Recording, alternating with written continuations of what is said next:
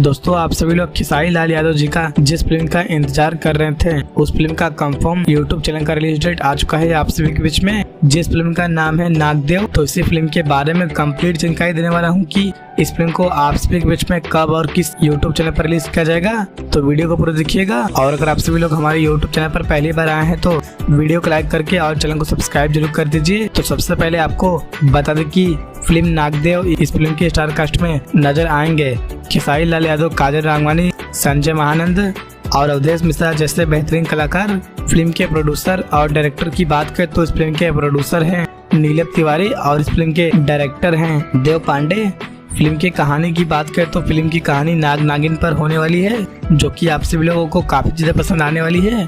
तो चलिए दोस्तों बता दें कि इस फिल्म को आप सभी के बीच में कब और किस यूट्यूब चैनल पर रिलीज किया जाएगा। तो खेसारी लाल यादव जी का फिल्म नागदेव, इस फिल्म को आप सभी के बीच में यूट्यूब चैनल पर रिलीज किया जाएगा 21 अगस्त को। जी हाँ दोस्तों, 21 अगस्त को सुबह के 6:30 पर एंटरटेन रंगीला के यूट्यूब चैनल पर। तो दोस्तों आप सभी लोग खेसारी लाल यादव जी की इस फिल्म को जरूर देखिएगा और दोस्तों वीडियो पसंद है तो वीडियो को लाइक और चैनल को सब्सक्राइब जरूर करें।